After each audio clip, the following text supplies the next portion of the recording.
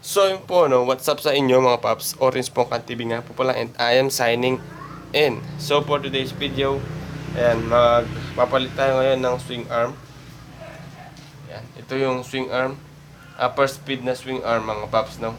At ito ay plus 2. Ngayon, di ko na pala naipakita yung pagtanggal ng ating stock swing arm. Ilalagay ko na lang yung link sa itaas. Meron na tayo kasing video about dun mga paps, no?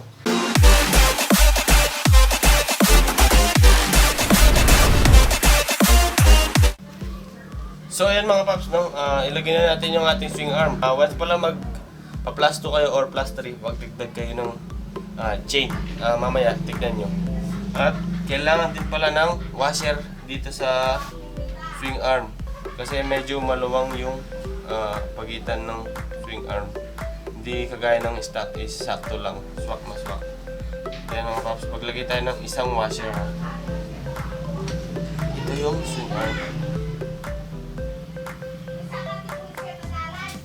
Yan, ipasok muna natin itong swing arm dito sa chassis. Yan na. Pasok muna natin sa chassis mga paps. No? At ayan mga paps, ito yung pagitan. Ayan mga paps, so meron siyang space dito. Ayan ang mga paps.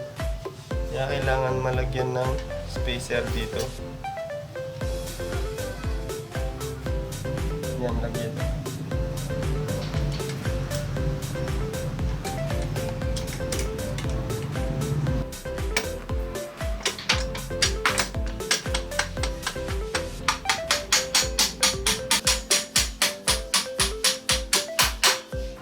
Ngayon mga paps, ilagay naman natin yung mga shock. Meron na tayong gold balls para sa shock.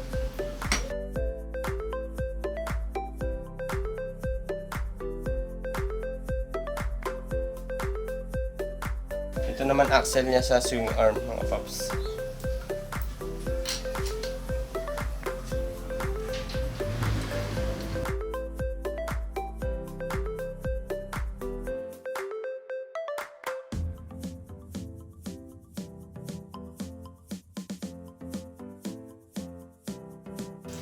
At ngayon mga paps, ilagay naman natin itong bracket para sa ating brake panel mga paps.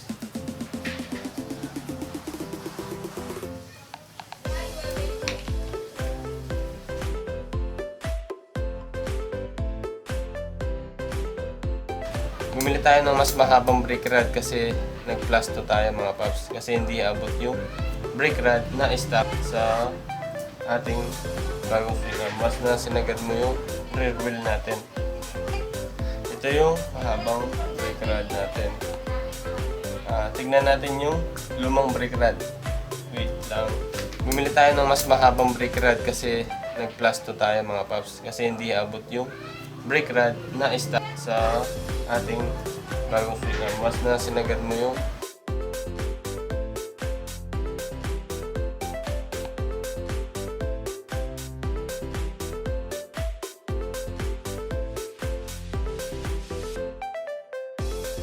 ilagay na natin ng ating rear wheel. At kapag mapapalit kayo ng swing arm mga paps, kailangan natin ng Raider axle. Ayan, mas mahabang axle. Kahit anong axle naman pwede mga paps, basta mahaba kaysa dun sa stock. Ito yung stock na axle natin. Ayan mga paps, ang liit ng axle. Ito yung axle na bago. Install na natin mga paps, no? Sa pag-install pala nito mga paps, kailangan natin ng washer para mag-fit siya. Meron siyang space na konti mga paps. So ilagay na natin ang ating rear wheel. Then katapos nito mga paps, montage natin yung motor natin. Let's go! Bago pala yun mga paps, ilagay muna natin itong ating brake panel.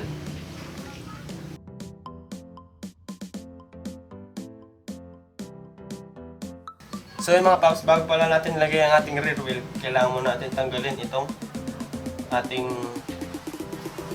brake arm. Magpapalit kasi tayo ng Takegawa brake arm by Mufak.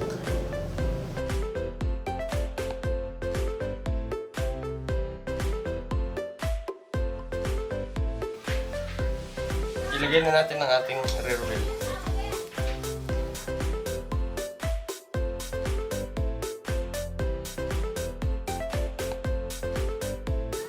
So ayan mga paps, bago natin pala malagay itong ating rear wheel, kailangan lagyan natin ng isang washer dito. Yan. Tapos ilagay na yung spacer natin mga paps ito.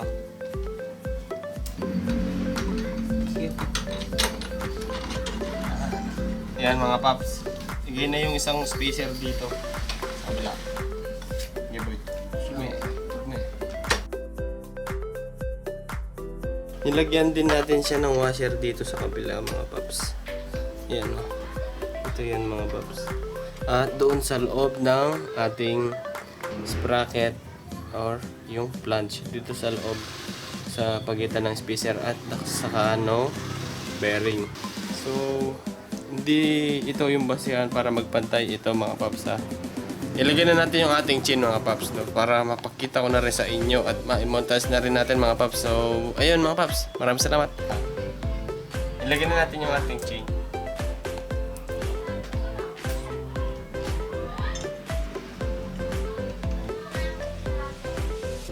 Tignan natin kung swak ba itong ating sprocket, itong ating chin or kulang mga paps. Yan.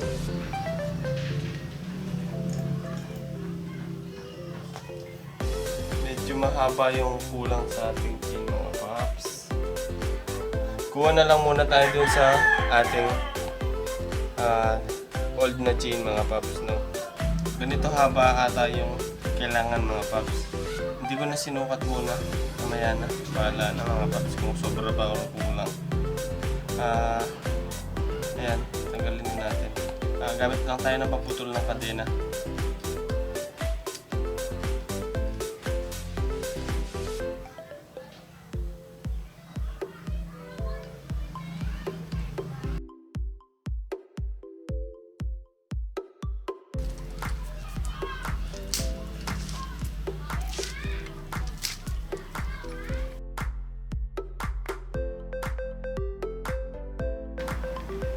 So ayan mga paps, ito na yung ating naputol. Ngayon, gamit lang tayo ng pantugtong mga paps ha. Dual links ngayon yung motor natin mga paps no. Dalawa yung cut. Ilagay na natin dito sa ating chain na gold. Sobra pala siya. Yan, putulin na lang ulit muna natin.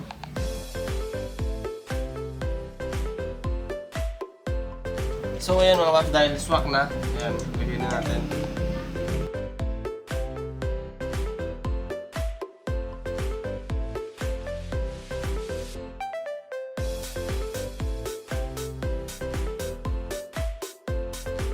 Ayan mga paps, i-align lang natin yung ating chain.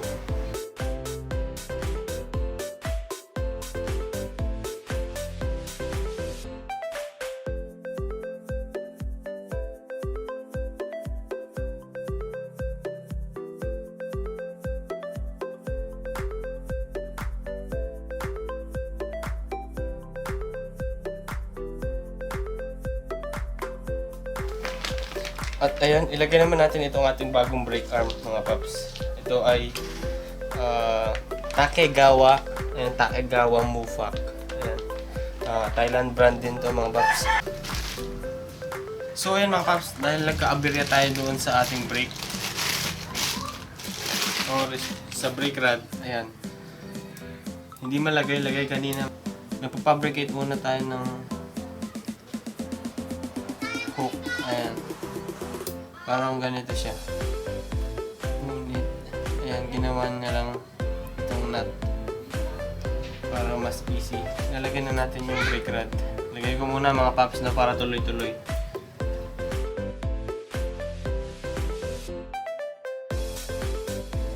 So ayan mga paps, ang ginamit natin na spring yung sa ating open pipe na on.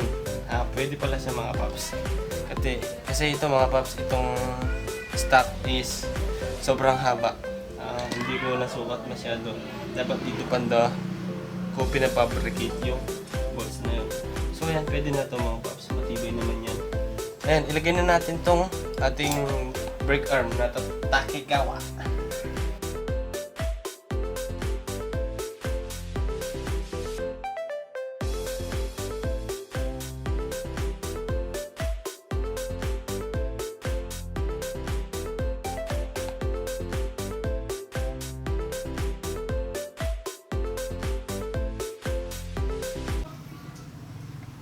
So, yun na nga mga paps. Tapos na tayo mga paps dahil na-montage na rin natin ang ating motorsiklo mga paps.